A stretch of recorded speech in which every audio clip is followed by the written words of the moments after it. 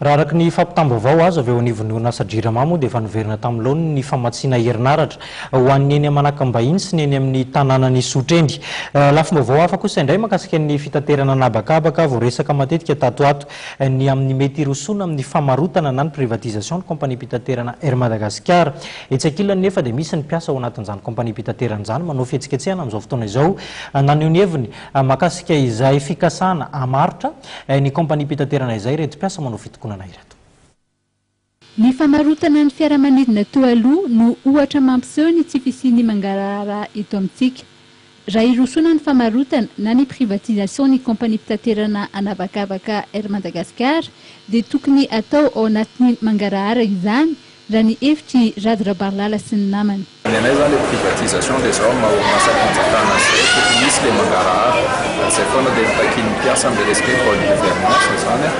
teny aminao ohatra hoe le fiaramanidina Air Madagascar hoe Victor Tango dia an-karazany zany vahoaka malagasy io zao dia ohatran'ny karazany marché de PME zany hoe tsy nisy akory zany vita appel d'offre natao fa dia vita tany ambadibadika tany fotsiny manaza zany hoe zao privatisation zao koa dia ho tahaka an'izany manina raha mba asiana cahier des charges anasana amin'ireo investisseur mpanjara malagasy ihany koa mba hijanona no tena fanana malagasy orinasa Madagascar raha toka tantika tsy maintsy miditra amin'izany atao privatisation zany na izany natsako ange maro ihany koa ataontsika hoe